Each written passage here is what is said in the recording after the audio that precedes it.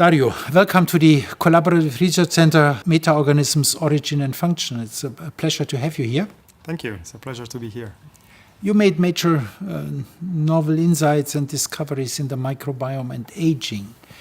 Before we come to that, let me go a little bit back and ask me, how did you find the question which you find interesting right now? How did you get to the question which you have devoted now your major part of the life on?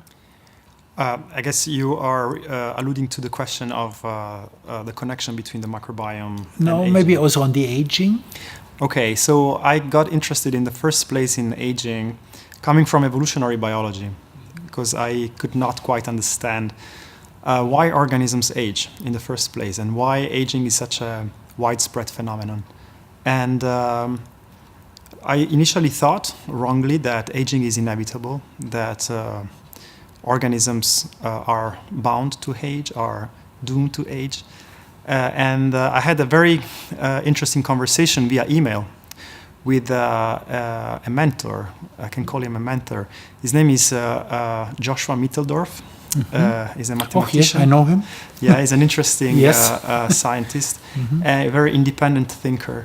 And I was a graduate student at the time, and I was discussing with him about the fact that aging should occur because entropy is bound to increase in a system. And then he corrected me, rightly, telling me that entropy should stay the same or increase in a closed system, in a system that does not exchange energy with the environment. And biological systems do exchange energy with the environment. Hence, there is no physical law, thermodynamic law, by which entropy should increase in an open system like a biological system. And then that really begged the question of why then aging is so widespread. And of course, we know that there are organisms like the ones that you study, like hydras, that seem to be able to escape the aging phenomenon, but they are not the only ones. And so that really drew me into studying aging. With the so knowing Jose Mitteldorf always having this strong desire and vision that one can do something against aging. Yes, well, the question was, really trying to understand why it's such a widespread phenomenon and what's behind it in the vast majority of organisms that we know of. Why is it so that many organisms at some point one could think that fail to maintain homeostasis, or other people think that there may be an intrinsic aging clock. So there is still a little bit in the field this dual, this questioning whether aging is accumulation of damage and sort of like a phenomenon that occurs because homeostasis fails. Rather, other people think that it's a very well planned mechanism that has its reason to be in the evolutionary process. So this type of uncertainty really drew me into the field and inspires the questions that I still try to answer today.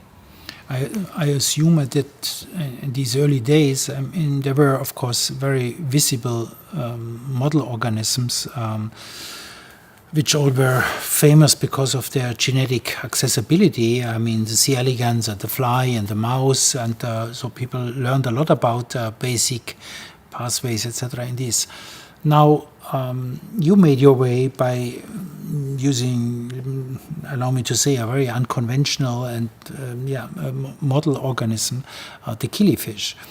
How did you get to the killifish? Yes, so I started working on the killifish during my PhD. It was back in 2002. I just started my PhD in neuroscience in Pisa at the Scuola Normale Superiore, under the mentorship of Alessandro Cellerino. So together we really kick-started this new model, and Alessandro first made me aware of the existence of this species because we have a common friend who's the president of the Italian Killifish Association, and he told us that is a hobbyist association, and he told us that nobody can raise this species for more than 3 months. Because they're dead afterwards. Exactly. Yeah. So we were wondering whether Alessandro Cellerino, my mentor, and I were wondering whether nobody can can do that because there is some like poor husbandry there, or whether that's the real biology of this organism. So together, I remember I drove the car. We went to Stefano Valdesalici's house close to Parma, and Stefano had hundreds and hundreds of tanks with different killifish from all over the world. So he gave us a bag full of dirt, of peat moss, and some of the embryos of the turquoise killifish. And then we brought these eggs back to Pisa, to our laboratory. And I started raising a tank on my desk as a little bit of as a pet. Wow. But then at the time I was working, my PhD project was a different one. I was working on the evolution of the human phase, of Homo sapiens phase. But I got really much interested in the killifish, and I started with some histology, and we realized soon that the brain of this fish accumulates hallmarks of aging in a very short time. In about 9 weeks, they already display several age-associated phenotypes. So I really got hooked by this, and then I decided to focus my studies on the characterization of the aging processes in this species. So it started in the rooms or in the garden or in the cellar of a hobby naturalist. So the species was identified by hobbyists in the late 60s. So I really have a huge debt towards the community of hobbyists that raise killifish. They really were instrumental to start the whole husbandry fundamentals that enabled me and others to then develop this as a model organism. Do you still talk to them, or do they talk to you? We do talk to one another. There is a little bit of a divide in the interests. So normally hobbyists are very much interested in diversity of species, and they are always interested in the latest discovery, the new species found in the woodlands of Congo Basin, or a new country opens the borders, and then hobbyists go in and try to collect new species. So they have this very kind of pioneering interest in collecting new species and naming new species. I am not that type of curiosity. I'm rather interested in understanding the biology of one organism in depth. Yeah, but yes, I do still talk with them. I learn a lot from them. Yes, definitely. Yeah. Very good. So now we learned how you got your question and how you got the killifish, and then comes a third level of to get analyzed, which is invisible and also surprising. That's the microbiome. How did you get to the microbiome of the killifish? Yeah, once more was really unpredictable. So when I established my lab in Cologne in 2013, I decided to focus on the immune system. I decided that this killifish, this very short-lived vertebrate, in a way is unique because it's the shortest-lived species that has adaptive immunity. It's the shortest-lived species with B cells and T cells, which are very important contributors to the homeostasis of the organism with time. And so what I realized also is that at the time I was participating, was going to and giving talks at many international aging meetings, and the aspect of adaptive immune system was missing from these meetings, mostly because the aging community, the molecular biology of aging community, focuses on invertebrate systems and non-vertebrates, organisms that do not have an adaptive immune system. So I thought that there was a very nice niche that needed to be filled there, bringing in a little bit of understanding of how the adaptive immune function participates in the aging process. So this was my initial idea, although I'm not an immunologist. And then I hired an immunologist to help me move forward in this process. And this was a postdoc that came from Harvard University, the School of Public Health. And he had a PhD in immunology, but he also had experience in microbiology, and in particular in the gut microbiome. So it was really by discussing with this postdoc, his name is Pat Smith, that came from Boston, from Wendy Garrett's lab, that I started becoming progressively intrigued by the world of the microbiome. And Pat was interested in studying the microbiome in the killifish, and I was interested in anti-aging interventions and thinking about aging as a systemic problem. And so together we kind of like came up with the idea of trying to not only describe the microbiome in the killifish, but also trying to see whether we can intervene through the microbiome in the aging process. And so this is how I got into the microbiome. And then it took a little while, but not so long, until you really discovered completely intriguing new insights on the role of the microbiome. You may want to summarize a little bit what you know now. Meanwhile, what's the function of the microbiome in the killifish, and what maybe does it tell us to, in a more broader sense, what may be potential implications? So briefly, so what we found in the killifish is that the microbiome dramatically changes during aging in the intestine in these organisms. And it settles in adults as a very complex community.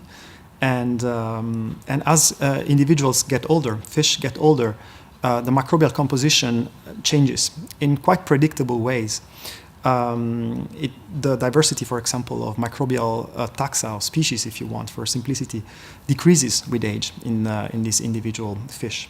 And so these changes are interesting per se, but we wanted to ask whether these changes are not only a correlate of the aging process, because this could simply be the outcome of changes that occur at the level of the organism, but rather we ask whether these changes could contribute somehow to the aging process. And so what we decided to do was a transplant experiment. So we reset a very highly diverse microbial community in middle-aged individuals after antibiotic treatment. So we were able to recolonize the intestines of individual fish at middle age with a very diverse and young derived microbial community. And that per se was sufficient to dramatically alter the physiology and the biology of the fish that received this complex microbial community, to the level that fish that were replenished with the young associated microbes lived longer. Lived significantly longer, and they also stayed more active for longer. So we're still trying to understand the mechanisms behind this dramatic effect. This opens up a lot of questions. We don't know what the mechanisms are, whether this also applies to other organisms, for instance. Of course, it's intriguing to think that this may have broad applications, and this effect may go beyond just the killifish. It's reasonable to postulate that this may apply also to mammals. However, we are still far from being able to answer that question. But I think we are trying to go into that direction. In terms of overall significance, it also reinforces once more that this community of hosts and microbes has a very profound impact on the physiology of the host. And sometimes in the aging field, oftentimes scientists focus on the focal organism rather than considering probably the broader context of the biology and the ecology of individual species. Yeah. So these findings of the fitness-promoting role of the young microbiome in your killifish certainly has or raises the interest of many people who think maybe something similar is happening also in the humans. And can we apply that? And when we find out the mechanistic basis in the killifish, is there something similar in the human? Can we make and design the pill of the future based on the young microbiome? I don't know. Honestly, I think that it's too early to say. Maybe I'm more interested in the how rather than in the application. But if I have to force myself into thinking about potential applications, what I could think about as a sort of like a business idea is maybe we should start storing our microbial diversity in a longitudinal way. Maybe we should start thinking about historical record of our own microbial composition, and maybe we can at some point go back to a microbial status, if you want, in a time where we were storing healthy. the stem cells, storing the microbiome from the young and the middle-aged self. Right. Yeah. So, and then maybe at some point go back to that resource and amplify that resource and go back to it as a, as a autotransplantation experiment. Yes. Yeah.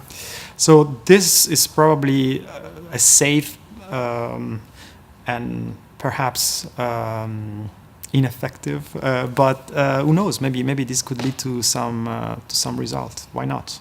I think at least one should test it. Yeah. You have developed one of the beautiful examples where one can only understand the biology of this organism, which your Italian hobby people have somehow collected, because in the context of its very strange and extreme environment where it comes from, and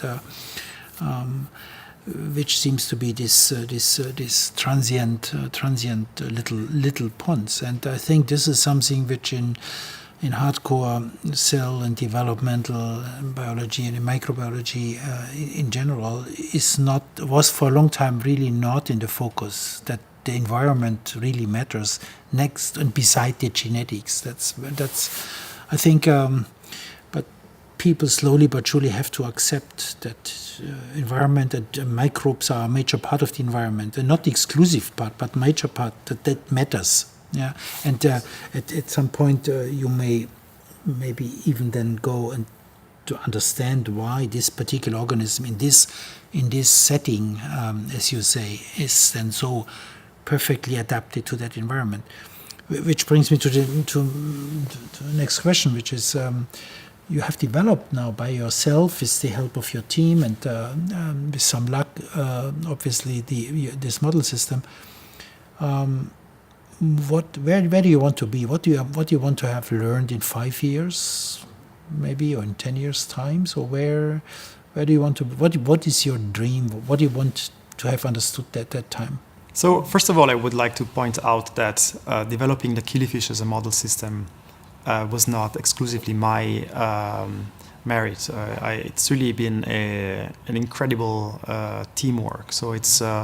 I'm definitely not the only lab working on Killifish, and there are several other labs that work now. And this is the strength of this community. I think it's a growing community. It's a fastly growing community, and initially the few labs working on this model were going after the obvious, let's say, low-hanging fruits like the genome and advancements in the basic knowledge of this system, the husbandry and technologically transgenesis as well. Now the field is really differentiating, and there are several tens of labs, at least 50 labs in the world now working on the Killifish. And along this line, we just ended the 2018 Otobranchio Symposium that we organized in Cologne at the Max Planck Institute for Biology of Aging from the 7th to the 9th of June 2018, and there were 125 participants. So this is just to say that the community is really like a thriving and collaborative community, I'm very happy to say. So in terms of where I want to be personally, I really would like to answer some of these basic questions. For example, I would like to be able to answer, if not in entirety, at least in part, of how young associated microbes can contribute to health in young individuals and in an individual. Of course, this will. I'm aware that this quest will lead to several new interesting questions, but at least we would like to address some of the ways in which young associated microbes may contribute to host maintenance and homeostasis. On the other hand, I very much want to be in a place where we are able to understand whether this phenomenon that we have observed in Killifish, how broad it is, how universal it is, if you want, or if it's a unique caprice, if you want, or characteristic of this species, which I personally doubt. So in a way, yeah, again, it's understanding the basic mechanisms behind this observation, and the second aspect is understanding how broadly relevant this whole phenomenon is. And this has to come with focus on technology development and definitely at the mechanistic level. So these are definitely places I would like to be in 5 year time. I would like to be able to address these questions, maybe even going even further and dare to ask whether anything like the interaction between commensal microbes and host can have an impact for human aging even. We know that microbes integrate and translate environmental signals for the host, and we know how relevant environmental informations in salts and are for host maintenance. So we think really that the microbial world sit at the interface between these two worlds that have been seen too much separate, and they can really become the translator of the environment for the organism. So yeah, going into the human biology would be definitely something I'd be very much interested in going. And I think 5 years time is not too far-fetched as at least a time frame to start developing these applications. Yeah. Thinking a little bit in the more broader community, in the aging research community, I mean, as far as I see it, I mean, this is moving towards big data, very quantitatively massive investments around the world in certain hotspots. Is there a role for non-models or models like a little fish who comes from Africa and, seemingly not very much related to an aging population which we are worried about? I certainly think there is a place for this, particular when the major part of science is going big data, that you need that you need model systems. But what's your thought about that? I think that I don't see necessarily a conflict there. I think that with advancement of sequencing technology, imaging technology, we are able to completely, dissolve the concept of model organism. Probably we're going to go into an era where it would be accessible to, ask questions about any interesting species in a very, focused manner, of course, but also for conservation. So I think that the big data is the elicitor of this dissipation of the model organism. Of course, model organism per se experimentally has a big requirement, which is the capacity not only to access information about the system. I could be studying leaves of a new plant, but I need to bring it in the lab and being able also to do experiments. So that's the biggest limitation in terms of establishing something as a model organism. And with proper data analysis and statistical awareness, oftentimes is missing in the biological community. I think we can definitely, give room for new model organisms, and even again, forget about the whole concept of model organism and expand to the biosphere in a very kind of like permissive way. Yeah. I think I fully agree. I think it's the power of comparative approaches which are so much more informative than if you just exclusively look into one of nature's solitary inventions. And one more thing, if I may, is that sure. I think also the focus that we had on a handful of model organisms has really biased profoundly our understanding of biology and of the world. And it happens so that we have focused on a few organisms, flies, mice, and recently worms, and humans. And so we assume that all the other and of course in the plant world, Arabidopsis and other plants, and then we kind of like easily assume that or expect that all the other species in the world behave in the same way and have the same traits. Of course, it's not the case, right? So we have to be open to understanding better what's going on outside of this limited number of species. Absolutely. I have this statement of a famous peer of mine in my head, which many years ago told me, Thomas, for me a fly and an elephant is the same thing. I was shocked. And I told him, I want to understand what's the difference between a fly and an elephant. But it just reflects there was so much excitement about the common mechanisms, which certainly there are. But now I think that we have technology and time to understand the differences. Let me come to an end, and maybe allow me to ask you, imagine that a junior scientist is now with you and sees a successful Max Planck group leader sitting here, and which certainly is on its way to a successful career. What would you say were important decisions in terms of academic life or professional, which you think were worthwhile, were important for your career? And is there anything which you could tell a junior scientist what to do and certainly what not to do? Or, of course, everybody is a very unique personality and has its own way of how to make it. And certainly, in many ways, careers are not very straightforward and they have many sideways. But is there, if you look back, is there something which Sure. you could tell the young people? Yes. First of all, a disclaimer. So I received many questionable advices from very wise people in the past. In the sense that, what I mean is that I've been a little bit stubborn in pursuing my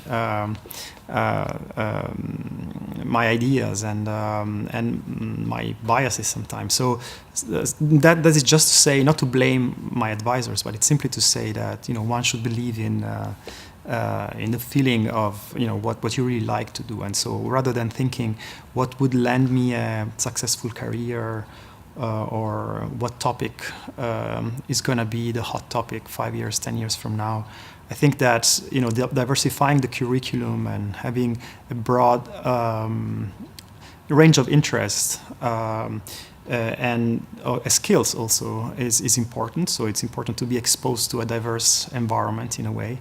At least until the end of the bachelor, I think it's very important. And for the master and PhD, it's very important to gain specific skills, I would say.